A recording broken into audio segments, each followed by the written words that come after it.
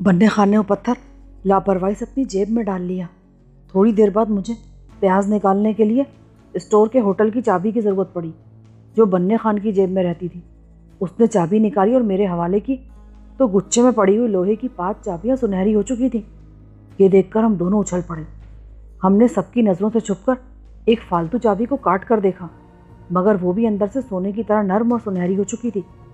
उसी वक्त बन्ने खान ने मुझे केबिन से मिलने वाले स्याह रंग के पत्थर के बारे में बताया। हम दोनों ने उस पत्थर को लोहे की एक छुरी पर घिसा और वो भी हैरत अंगेज तौर पर सुनहरी हो गई। बन्ने खान ने वो छुरी और चाबियां साथ ले ली और बीमारी का बहाना करके होटल से चला गया। थोड़ी देर बाद मैं भी होटल से निकल पड़ा।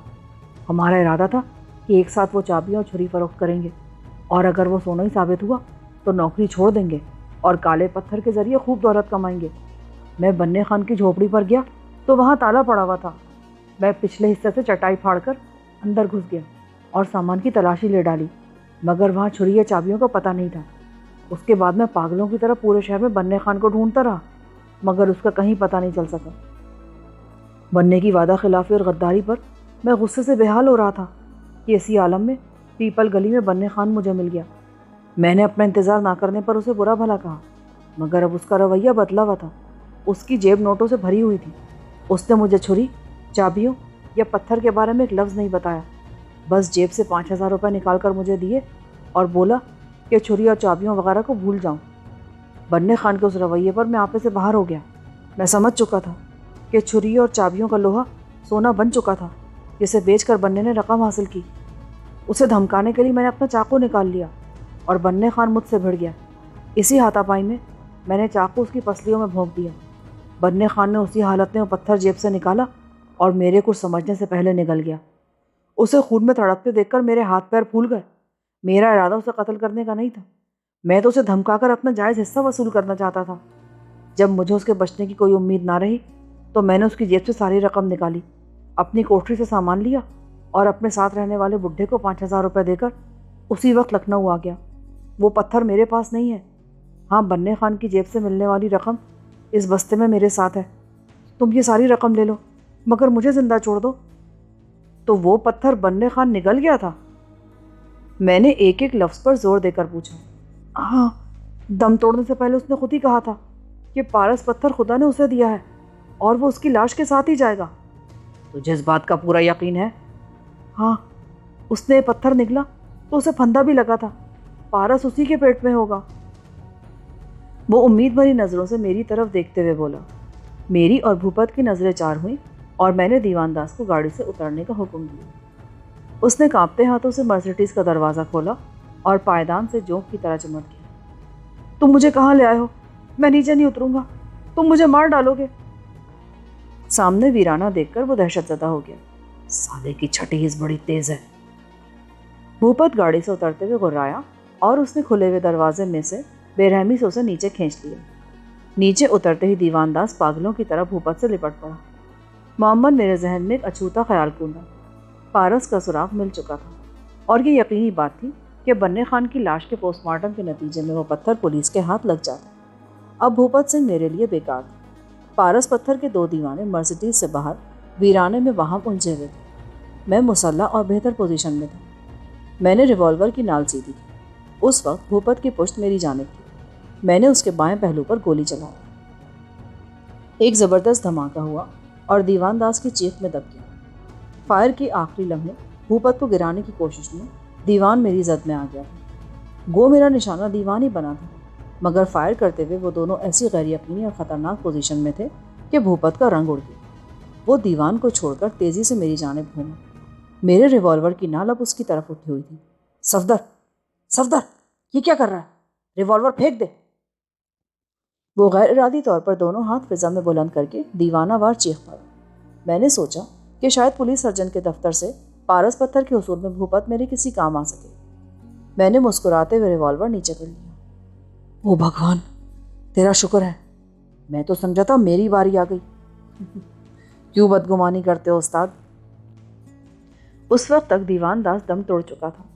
हम दोनों ने मिलकर उसकी लाश पर मौजूद लिबास की तफसीली तलाशी ली, मगर हमें कामयाबी न हो सकी। फिर उसके ब्रीफकेस की बारी आई। उसमें एक पुरानी धोती में लिपटे हुए बड़े नोटों की खासी तादाद मौजूद थी। یہ یقینی طور پر وہی رقم تھی جس کا حوالہ دلبر خان نے دیا تھا۔ یہ رقم دیوان داس نے بننے خان کو ہلاک کر کے حاصل کی تھی اور اب یہ ہمارے قبضے میں آ چکی تھی۔ ان کارروائیوں سے نمٹ کر میں چابی سنبھالے ڈکی کی طرف بڑھا تو بھوپت بوکھلا کر بولا، اب ایک گاڑی آگے بڑھا لے، بھابھی یہ لاش دیکھ کر ڈر جائے گی۔ استاد ابھی تو مجھے سمجھ نہیں سکے ہو۔ یہ کہہ کر میں نے ہنستے ہوئے ڈکی کھول دی۔ سیتا شاید انتظار میں تھی۔ ڈھکنا اٹھتے ہی وہ اچھل کر باہر آ گئی۔ اس کا شہابی چہرہ اس وقت تمتمایا ہوا تھا اور پورا بدن پسینوں میں شرابور ہو رہا تھا۔ کیا بات ہے، طبیعت تو ٹھیک ہے تیری؟ میں نے بوکھلا کر پوچھا۔ وہ پھیکے انداز میں ہنستی، طبیعت تو ٹھیک ہے مگر اس ڈبے میں میرا دم گھٹ رہا تھا۔ یہ بڑا ضرور ہے پر ہوادار نہیں ہے۔ بے اختیار میرا جی چاہا کہ اپنا سر پیٹ لوں۔ اگر ہمارا سفر طویل ہو جاتا اور ہمیں سیتا کو ٹکی سے باہر تازہ ہوا میں نکالنے کا موقع نہ ملتا تو شاید وہ حبس دم کا شکار ہو جاتی۔ بنارس سے فرار ہوتے وقت جب میں نے اسے بھوپت سنگھ کی سیاہ آسٹن کی ڈکی میں بند کیا تھا تو ڈھکن کے نیچے لگا ہوا ربر اس طرح کاٹ دیا تھا کہ سیتا کو تازہ ہوا ملتی رہے، مگر اسے مرسیڈیز کی ڈکی میں بند کرتے وقت مجھے ہوا کے مسئلے کا بالکل بھی دھیان نہیں رہا تھا۔ استاد اب سیتا کو ڈکی میں بند کرنے سے پہلے مجھے ڈکی کی گاسٹک خراب کرنی پڑے گی۔ پٹھے تو چاہے تو ڈھکن میں سوراخ بھی کر سکتا ہے، بھوپت نے فراغ دلی سے کہا۔ ارے تم دونوں نے کسے مارا؟ اسی وقت سیتا نے بھوپت کے پیچھے پڑی ہوئی دیوان داس کی لاش دیکھی اور اس کی طرف لپک پڑی۔ وہی پارس کا چکر، نہ جانے پتھر کتنی جانوں کی بھینٹ لے گا۔ پارس ملا یا نہیں؟ سیتا نے لاش کے جائزے سے فارغ ہو کر واپس آتے ہوئے پوچھا۔ مقدر میں ہوگا تو مل جائے گا سیتا۔ ڈکی میں ہوا کے گزر کا بندوبست کرنے کے بعد سیتا کو ایک بار پھر اس میں مقفل کر دیا گیا اور مرسیڈیز غبار کا بادل اڑاتی واپس روانہ ہو گئی۔ شام ہونے سے پیشتر ہم واپس کانپور پہنچے۔ سب سے پہلے بھوپت نے کوٹھاری سن سے پچھلے دن والے سودے کی رقم وصول کی جو مجموعی طور پر 3 لاکھ سے اوپر تھی۔ پھر کانپور کے ایک نواحی ویرانے میں سیتا کو ڈکی سے نکال کر سیٹ پر بٹھایا گیا اور ہم رمنا ہوٹل جا پہنچے۔ وہاں ایک کمرہ لے کر سیتا کو میں نے چھوڑا اور ایک قریبی دکان سے کچھ ضروری سامان لے کر واپس آ گیا۔ بھوپت کار لے کر پولیس اسپتال جا چکا تھا تاکہ بننے خان کی لاش کے پوسٹ مارٹم کے بارے میں معلومات حاصل کر سکے۔ رات 2 بجے کے قریب بھوپت واپس آیا تو سیتا کو متعلق پہچان نہ سکا۔ میں نے خضاب سے اس کے بال سیاہ کر دیے تھے۔ گھٹنوں تک کے سیاہ اسکرٹ اور بلاؤز میں وہ غیر ملکی معلوم ہو رہی تھی۔ آنکھوں پر جدید فیشن کے مطابق بڑے شیشوں کا تاریک چشمہ چڑھا ہوا تھا۔ یہ کون ہے؟ اندر گھستے وہ ٹھٹک کر رہ گیا۔ یہ بیچاری گونگی اور بہری ہے، اپنے ملک سے سیاحت کے شوق میں نکلی تھی پر یہاں مال ختم ہو گیا اور یہ مجھ سے آن ٹکرائی۔ میں اسے آنکھ مار کر بولا، زوردار لونڈیا۔ اس کا تبصرہ ادھورا رہ گیا کیونکہ اس کی حماقت آمیز حیرت پر سیتا کی ہنسی چھوٹ گئی۔ جو ہی اس نے آواز پہچانی تبصرہ ادھورا چھوڑ کر گالوں پر تماچے مارنے لگا۔ یہ کیا ہو رہا استاد؟ مجھے تو خوشی ہے کہ میری محنت کام آئی اور تم اسے پہچان بھی نہیں سکے۔ تو بھی نا پورا بازیگر ہے، اب تو کسی کا باپ بھی اسے نہیں پہچان سکے گا صفدر۔ بس ایک کسر اور ہے، مجھے اس کی نیلی آنکھوں کا رنگ بدلنا ہے۔ Contact lenses? اسے الجھن نہیں ہوگی کیا؟ یہ خود سراپا الجھن ہے، اسے بھلا کیا الجھن ہوگی؟ ویسے 3 لاکھ سے اوپر کے چند ہزار تو شاید مجھے مل ہی جائیں گے۔ میں ہنس کر بولا، میں بے ایمان نہیں ہوں صفدر، اس میں آدھی رقم تیری ہے، چاہے تو ابھی بانٹے لیتے ہیں۔ ایمانداری کی بات یہ ہے کہ اس وقت تک پیسے کے معاملے میں مجھے بھوپت سے سخاوت کی امید نہیں تھی، مگر میں نے اس کی پیشکش پر غیر معمولی خوشی کا اظہار نہیں کیا۔ سرسری طور پر اسے ہی اپنی رقم کا امین مقرر کر دیا۔ ابے بری خبر بھی سن لے پٹھے۔ کیا؟ بننے خان کی لاش کا پوسٹ مارٹم ہو چکا ہے۔ اس کے معدے سے صرف ولایتی وسکی، چکن تکہ، مونگ پھلی اور چند الا بلا چیزیں نکلی ہیں۔ اور پارس؟ پتہ نہیں وہ کدھر گیا۔ میں نے سرجن سے لے کر آپریشن روم کی بھنگن تک سے معلومات حاصل کی ہیں اور ان سب پر 4,500 روپے خرچ کرنے کے بعد میں اس نتیجے پر پہنچا ہوں کہ پارس کسی کے ہتھے نہیں لگا۔ ہو سکتا ہے لاش کا میدا کاٹتے ہوئے پارس کے لمس سے کوئی آہنی اوزار سونے میں بدل گیا ہو اور سرجن نے رپورٹ میں اس کا تذکرہ ہی نہیں کیا۔ رپورٹ نہیں، میں نے تو پوسٹ مارٹم کرنے والے عملے سے معلومات حاصل کی ہیں۔ اور یہ بھی بتا دوں کہ آج کل سرجری میں عام لوہے کی بجائے اسٹین لیس اسٹیل کے آلات استعمال ہوتے ہیں، اور تو خود ہی بتا چکا ہے کہ اسٹیل پر پارس پتھر بے اثر ہوتا ہے۔ اسی وجہ سے مجھے اندیشہ ہوا کہ سرجن نے پارس کو معمولی پتھر سمجھ کر پھینک نہ دیا ہو۔ بھنگن نے آج سارے دن کا کوڑا اور گند چھان مارا، پر مجھے پارس کہیں نظر نہیں آیا۔ اگر بننے خانے میں پتھر نکلا تھا تو اس کے معدے سے برآمد ہونا چاہیے تھا نا استاد؟ معلوم ہوتا ہے سالہ مرتے مرتے بھی اسے ہضم کر گیا۔ بھوپت کے لہجے میں مایوسی اور بیچارگی کا ایسا ملا جلا عنصر تھا کہ میں مسکرائے بغیر نہ رہ سکا۔ تمہیں یاد ہے کہ دیوان نے ہمیں کیا بتایا تھا؟ میں ایک فوری خیال کے تحت چونک کر بولا، بننے نے مرنے سے پہلے پارس نگل لیا، یہی بولا تھا وہ۔ یہ یاد نہیں کہ بننے کو پارس نگلنے کی وجہ سے پھندا بھی لگا تھا؟ ہاں، یہ تو کہا تھا دیوان داس نے۔ میرے جوش سے بھوپت بھی مضطرب ہو گیا۔ لہٰذا پارس اس کے معدے سے نہ برآمد ہونے کی 2 وجوہات ہو سکتی ہیں استاد۔ بھوپت نے غصے سے مجھے گھورا، اس کے لب کانپے اور سیتا پر نظر پڑتی اس نے سر جھکا لیا۔ شاید میری پرپیچ گفتگو پر اس کے ذہن میں چند نایاب گالیوں نے جنم دیا تھا جو سیتا کی موجودگی کی وجہ سے زیر لب ہی دم توڑ گئی تھیں۔ پھندے کی وجہ سے پارس بننے خان کے منہ سے نکل گیا ہوگا، جسے اپنی بدحواسی میں یا پھر تاریکی کی وجہ سے دیوان داس دیکھ نہیں سکا، یا یہی بات ہے بالکل۔ پارس عام سنگریزوں کی طرح پیپل والی گلی میں ہی کہیں پڑا ہوگا۔ بھوپت اچھل پڑا، ایک صورت اور بھی ہو سکتی ہے استاد، اور کوئی صورت نہیں ہو سکتی پٹھے۔ تیرا دماغ بہت دور کی کوڑی لاتا ہے، اس کے علاوہ دوسری کوئی بات ممکن ہی نہیں ہے۔ اور اگر وہ پتھر حلق سے اترنے کے بعد معدے میں پہنچنے کے بجائے آنت میں ہی پھنسا رہ گیا ہو تو میں اس سور کے بچے کی آنتیں کھینچ لوں گا۔ اس بار بھوپت گالی ضبط نہ کر سکا۔ مگر وہ سور کا بچہ تو مر چکا استاد، اس کی لاش کہاں ہے؟ یہ میں نے معلوم نہیں کیا، میں اس کی لاش ہر قیمت پر حاصل کر لوں گا۔ جوش نہیں استاد، ہوش سے کام لو۔ ابھی تم پیپل والی گلی میں بھاگے جا رہے تھے اور اب لاش حاصل کرنے پر تل گئے ہو۔ اب وقت ضائع نہیں کیا جا سکتا۔ تو جا پیپل والی گلی میں واردات کے آس پاس پارس کو تلاش کر، میں لاش حاصل کرنے کی تدبیر کرتا ہوں۔ میں ادھر نہیں جاؤں گا استاد، ابھی قتل کی واردات تازہ ہے، وہ جگہ لوگوں کی توجہ کا مرکز بنی ہوگی، بیرون اطراف میں پائے جانا خطرناک ہوگا، اور لاش تو تیرے فرشتے بھی حاصل نہیں کر سکیں گے۔ وہ طنزیہ لہجے میں بولا، یہ دونوں کام تم ہی کو کرنے ہوں گے استاد۔ ہاں، میرے 2 ٹکڑے کر دے، پھر یہ ممکن ہے۔ تو وہ خبیث منشی کس دن کام آئے گا؟ تو بڑا چالاک حرام خور ہے پٹھے، کام سے بچنے کی ترکیبیں خوب نکالتا ہے۔ استاد، یہ پٹھے کا خطاب مجھے پسند نہیں ہے۔ کیوں؟ تو خود بھی تو مجھے استاد کہتا ہے۔ ٹھیک ہے، تم میرے استاد صحیح، مگر یہ لفظ سن کر مجھے ادھوری گالی کا احساس ہوتا ہے۔ ابھی الو کے پٹھے اور بھوپت سنگھ کے پٹھے میں بڑا فرق ہے۔ ہوگا، پر مجھے محسوس نہیں ہوتا۔ میں نے سچی بات کہہ ڈالی، مگر اس کے ذہن پر اپنی بڑائی کا احساس اتنی شدت سے مسلط تھا کہ وہ میری بات کی تہہ تک نہ پہنچ سکا، اور آئندہ سے یہ خطاب ترک کر دینے کا وعدہ کر لیا۔ پھر ہم دونوں نے پروگرام طے کرنے میں صبح کر دی۔ بھوپت کو سب سے پہلے لاش کے بارے میں معلومات حاصل کرنا تھی، اور پھر منشی کو لاش کے حصول پر مامور کرنا تھا۔ اس نے خود مجذوب کے روپ میں پیپل والی گلی میں پارس کی تلاش کا بیڑا اٹھایا تھا۔ کسی ہوش مند آدمی کے روپ میں گلی کے پتھروں کی چھان بین اس کے لیے ناممکن سی بات تھی۔ صبح کے 5 بجے بھوپت رمنا ہوٹل سے چلا گیا اور ہم دونوں بستر پر دراز ہو گئے۔ میرا ارادہ یہ تھا کہ 9-10 بجے کے قریب سیتا کو بازار لے جا کر اس کے لیے کانٹیکٹ لینس کا بندوبست کروں گا۔ 7 بجے دروازے پر دستک کے مسلسل شور سے میری آنکھ کھل گئی۔ دروازہ کھولا تو سامنے بھوپت موجود تھا۔ اس کے چہرے سے کامیابی پھوٹی پڑ رہی تھی۔ لاش کا بندوبست ہو گیا ہے، کانپور میں بننے خان کا کوئی وارث نہیں، اور ہوٹل والا اس کے کفن دفن پر 300-400 روپیہ خرچ کرنے سے جان بچا رہا ہے۔ آج کل تو پیسے کے بغیر مرنا بھی مشکل ہے، ارتھی جلانے میں بھی 200-400 تو لگ ہی جاتے ہیں۔ تو بننے خان کی لاش کہاں ہے؟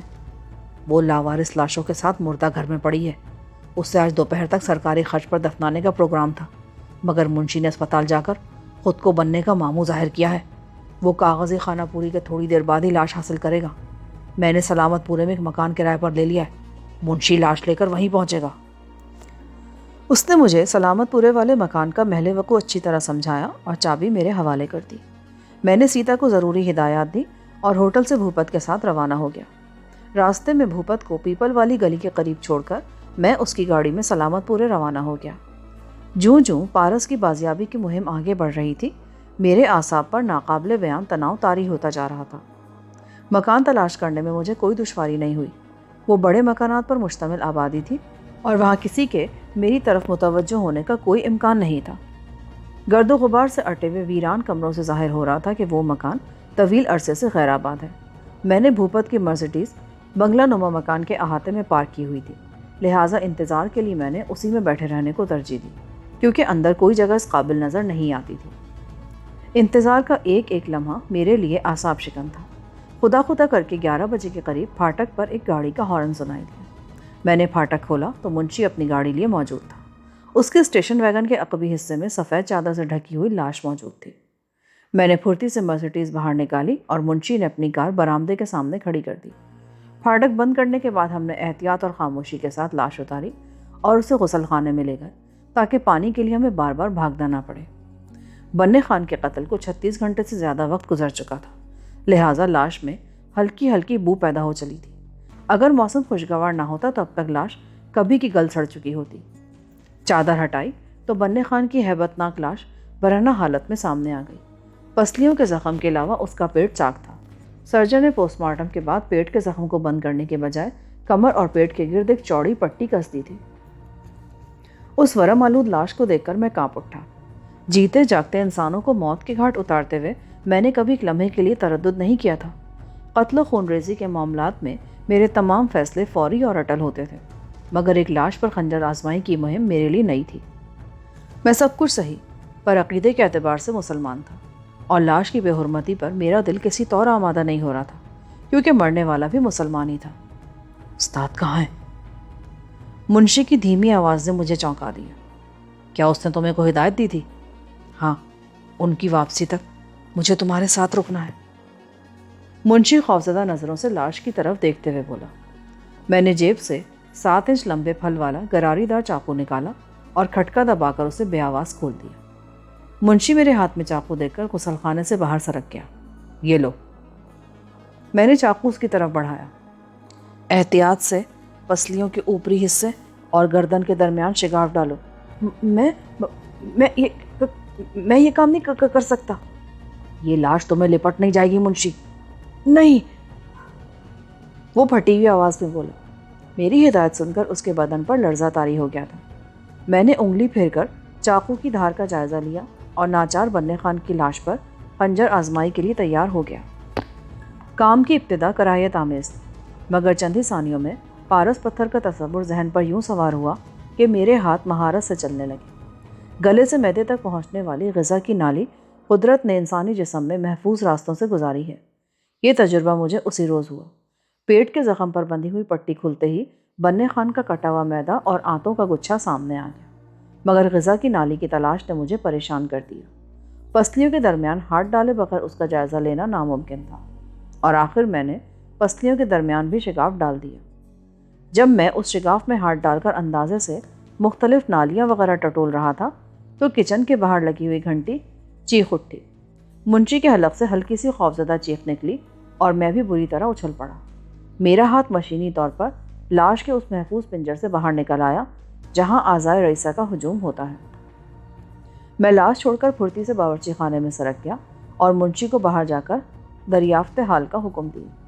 میری ہدایت سن کر اس کے چہرے پر ایسی یتیمی امنڈ آئی جیسے میں نے اسے کند چھری سے ذبح کرنے کے ارادے کا اظہار کیا ہو۔ اس نے فریاد کرا نظروں سے میری طرف دیکھا، لیکن میری سرد اور شفاف نگاہوں کی تاب نہ لا سکا اور باہر ہو لی۔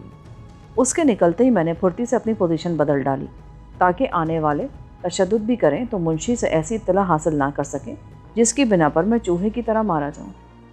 قدر سکوت کے بعد میرے کانوں میں بھوپت کی تھکی ہوئی آواز آئی۔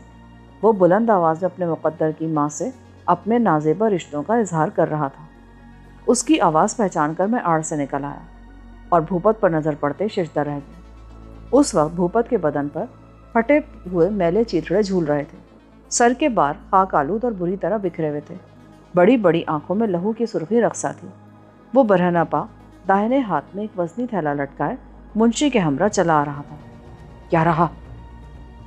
مجھ پر نظر پڑتے ہی اس نے تجسس آمیز لہجے میں سوال کیا۔ لاش آ چکی ہے اور اس کا غیر سرکاری پوسٹ مارٹم جاری ہے۔ قریب آ کر اس نے تھیلا فرش پر پلٹ دیا اور چھوٹے چھوٹے بے شمار سرمئی اور سیاہ سنگریزے وہاں بکھر گئے۔ اسی کے ساتھ پلاسٹک کی ایک تھیلی بھی برآمد ہوئی جس میں بھوپت کے صاف کپڑے لپٹے ہوئے تھے۔ میں اس گلی میں سے ہر وہ پتھر چن لایا ہوں جس پر پارس کا ذرا سا بھی شبہ تھا۔ میں نہانے جا رہا ہوں، تو انہیں اچھی طرح دیکھ لے۔ لاش غسل خانے میں پڑی ہوئی ہے، چاقو بھی وہیں ہے، اس سے تم ہی نمٹ لینا استاد، میں نے اپنی جان بچاتے ہوئے کہا۔ اس وقت بھوپت کی حالت ابتر تھی۔ اس نے مجھ سے بحث نہیں کی اور غسل خانے میں جا گھسا۔ میں نے گہرے تجسس کے ساتھ اس کے لائے ہوئے تمام سنگریزے فرش پر اچھی طرح پھیلا دیے اور کئی بار ان کا جائزہ لیا، مگر وہاں پارس تو کیا، اس کا سایہ تک نہ تھا۔ اسے تو میں لاکھوں نوادر میں بھی دور سے ہی پہچان سکتا تھا۔ کچھ دیر کے بعد بھوپت غسل خانے سے نہا کر نکلا اور آتے ہی مجھ سے پارس کے بارے میں سوال کیا۔ یہ سب تو معمولی پتھر ہیں استاد، لاش کے اندر سے کچھ برآمد ہوا؟ صرف غلاظت، میں نے پوری لاش ادھیڑ کے رکھ دی پر پارس جیسی کوئی چیز نہیں ملی۔ یہ ناممکن ہے استاد، مجھے یقین ہے کہ دیوان داس نے جھوٹ نہیں بولا تھا۔ میں نے کسی مقصد اور ارادے کے بغیر اس رائے کا اظہار کیا، مگر میری گھاگ نظروں نے دیکھا کہ میری اس بات پر بھوپت کے چہرے کا رنگ پل بھر کے لیے اڑ گیا۔ میں تیرا مطلب نہیں سمجھا، بھوپت سنبھل کر بولا۔ پارس اسی لاش میں ہوگا استاد۔ اس بار میں نے چل چلی۔ لاؤ وہ چاقو دو، ذرا میں بھی تو اس کے بقیہ ادھیڑ کر دیکھوں۔ چاقو کا کیا کرے گا؟ میں نے تو لاش کی پسلیاں تک چیر ڈالی ہیں، گردن سے پیٹ تک اندر کی ہر چیز نظر آ رہی ہے، اور پھر بھی تجھے پارس نہیں ملا؟ کیا مطلب ہے تیرا؟ میں نے چھپا لیا ہے کیا؟ وہ بننا کر بولی۔ میں نے پھرتی کے ساتھ ریوالور نکال کر بیک وقت اسے اور منشی کو کور کیا۔ میرا یہی خیال ہے استاد، پارس پا کر تیری نیت بدل گئی ہے، شاید تو نے اسے چاقو کے پھل پر ہی آزمایا ہے۔ غسل خانے میں لوہے کی کوئی اور چیز تو ملی نہیں ہوگی تجھے۔ بس مت کر، ریوالور جیب میں رکھ لے۔ پارس ملا ہوتا تو مجھے چھپانے کی ضرورت کیا تھی؟ ہم دونوں اس میں برابر کے شریک ہیں۔ آدمی بڑا کمینہ ہوتا استاد، دولت اور بیوی میں کسی کو حصے دار بنانا پسند نہیں کرتا۔ پتھر ملا ہو یا نہ ملا ہو، میں تیری تلاشی ضرور لوں گا۔ حقیر کیڑے، تو میری تلاشی لے گا؟ میری زندگی میں یہ ناممکن ہے۔ تمہاری زندگی میرے لیے بے معنی ہے۔ اس وقت کا سب سے اہم مسئلہ تلاشی ہے۔ تم نہ صحیح، میں تمہاری لاش کی تلاشی لوں گا۔ دغا باز، کمینے۔ وہ غراتا وہ میری طرف لپکا۔ وہیں رک جاؤ بھوپت۔ میں نے ریوالور والا ہاتھ سیدھا کیا۔ ایک قدم بھی آگے بڑھایا تو تڑپتے نظر آؤ گے، وہیں رک کر ہاتھ اوپر اٹھا لو۔ میری اس دھمکی پر اس کے بڑھتے ہوئے قدم ضرور رک گئے، مگر اس نے ہاتھ اوپر نہ کیے بلکہ نفرت بھرے لہجے میں بولا، چلا گولی، میں بھی تو دیکھوں تو کتنا جیالا ہے۔ اس علاقے کے لوگ پاس پڑوس سے بیگانہ تو رہتے ہیں، مگر اتنے لاتعلق بھی نہیں کہ گولیوں کے دھماکے انہیں چونکا نہ سکیں۔ پارس کہاں ہے؟ میرے پاس۔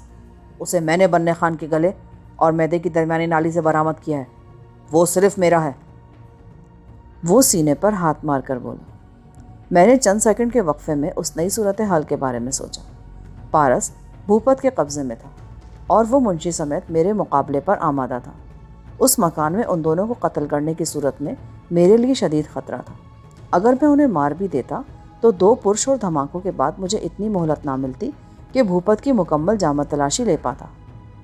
جتنی دیر میں تلاشی میں مصروف رہتا، علاقہ مکین اس عمارت کو گھیر لیتے اور میرے فرار کی راہیں مسدود ہو کر رہ جاتی، جبکہ تلاشی کے بغیر بھاگ نکلنا سراسر ناکامی کے مترادف تھا۔ اگر میرا نشانہ ذرا بھی خطا ہوتا اور ان میں سے ایک بھی زندہ بچ نکلتا تو میرا جو حشر ہوتا سو ہوتا۔ سب سے پہلے سیتا بے خبری میں ماری جاتی، اس پر بھوپت کے آدمی ہاتھ ڈالتے یا پولیس۔ ان میں سے کوئی بھی صورت میرے لیے خوشگوار نہ ہوتی۔ تیسری رائے یہ تھی کہ میں ریوالور کی زد پر ان دونوں کو اس مکان سے کسی ویرانے میں لے جاتا، جہاں مجھے ہر اعتبار سے ان پر برتری حاصل ہوتی۔ مگر بھوپت اتنا احمق نہیں تھا کہ ریوالور کی زد پر میرے کسی ایسے حکم کو مان ہی لیتا۔ وہ اپنی گفتگو میں خود ہی کہہ چکا تھا کہ اس مکان میں میرے لیے اس پر فائر کرنا علاقے کے مکینوں کو اپنی طرف متوجہ کرنے کا دعوت نامہ ثابت ہوگا۔ یہ سارا تجزیہ بمشکل میں چند سیکنڈ میں مکمل کر گیا اور پھر میں اچانک دوستانہ انداز میں ہنس دیا۔ بھوپت کے چہرے پر حیرت ابھری۔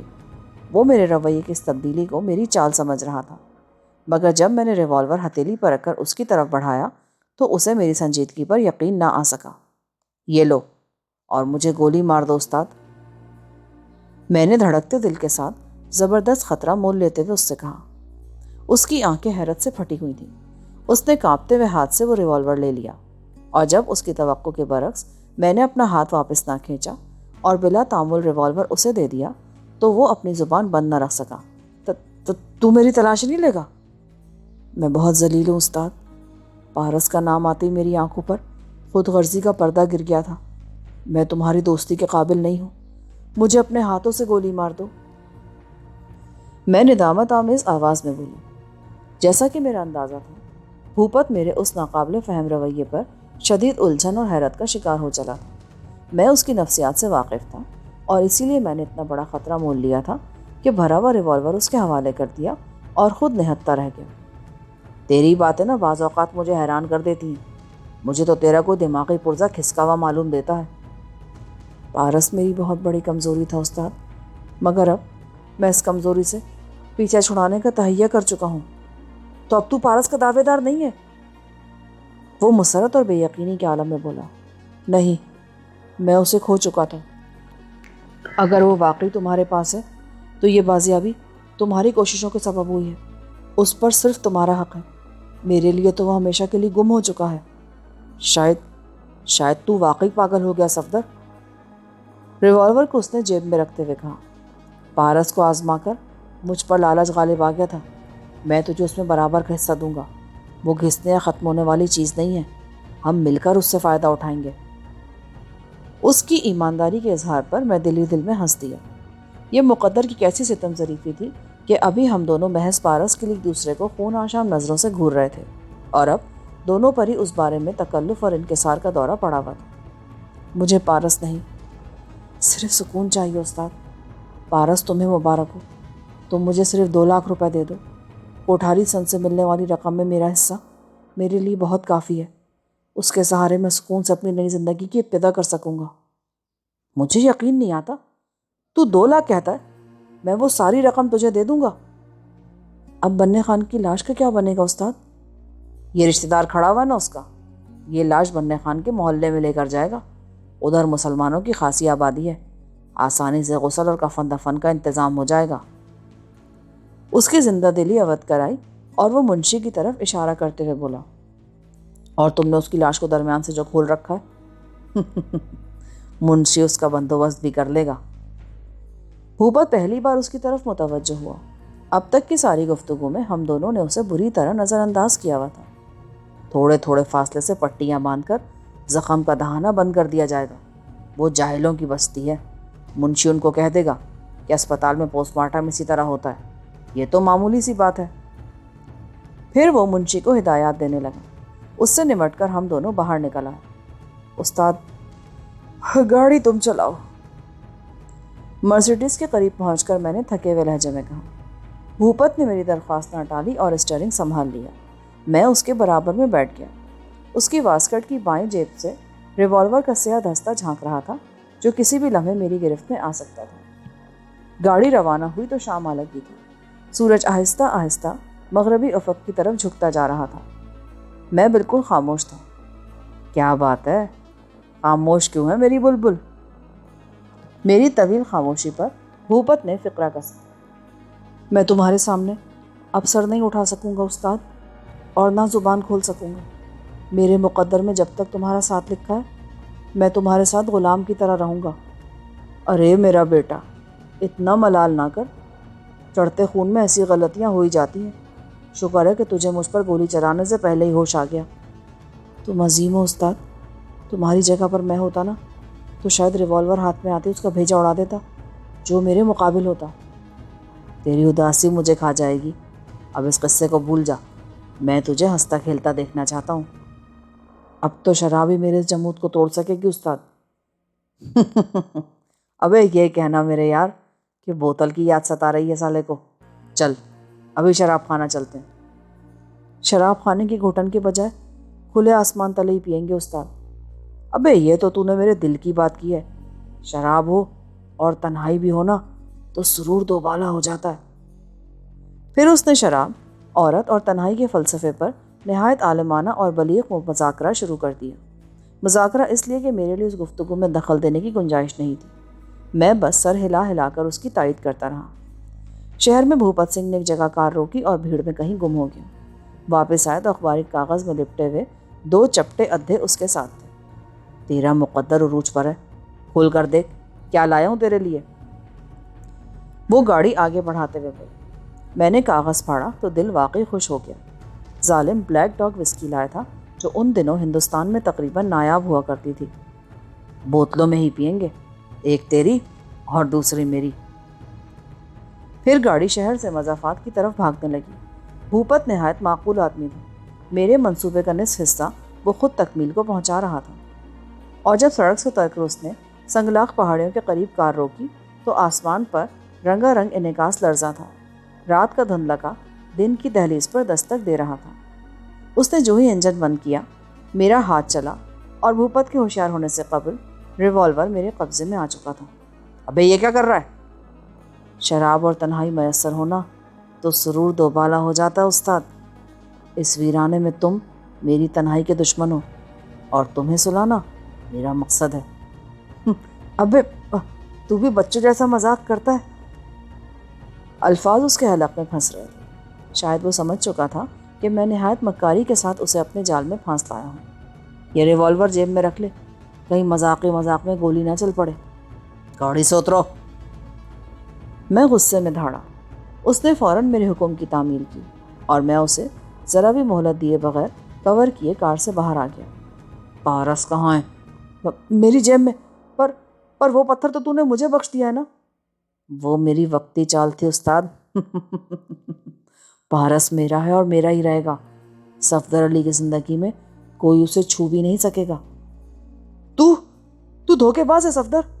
اس مکان میں شاید تو نے اسی لیے ندامت کا فریب رچایا تھا کہ تو وہاں فائر نہیں کر سکتا تھا، اور یہاں تو نے مجھے چوہے دان میں پھانس لیا ہے۔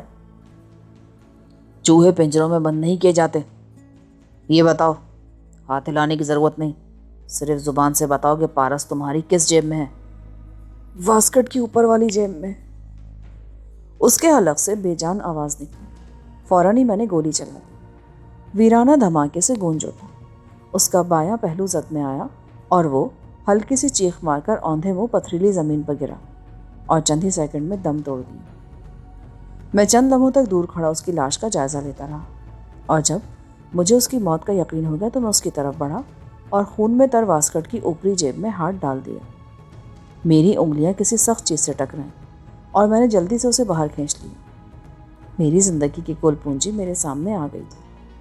بلا شبہ وہ پارس پتھر کا وہی سیاہ اور بدوزہ نگ تھا جو میری انگوٹھی سے گم ہوا تھا۔ وہ بھوپت کے تازہ گرم خون میں تر تھا، مگر میں اسے ہزاروں میں پہچان سکتا تھا۔ پارس جو شدید مصائب کے بعد حیرت انگیز طور پر میرے پاس دریافت ہوا، کھونے کے بعد دوبارہ میرے قبضے میں آ چکا تھا، اور اس بازیابی کے درمیان 4 انسانوں کا لہو حائل تھا۔ بننے سے لے کر بھوپت سنگھ تک 4 آدمی میرے ہاتھوں مارے جا چکے تھے، اور اب 5ویں کی باری تھی۔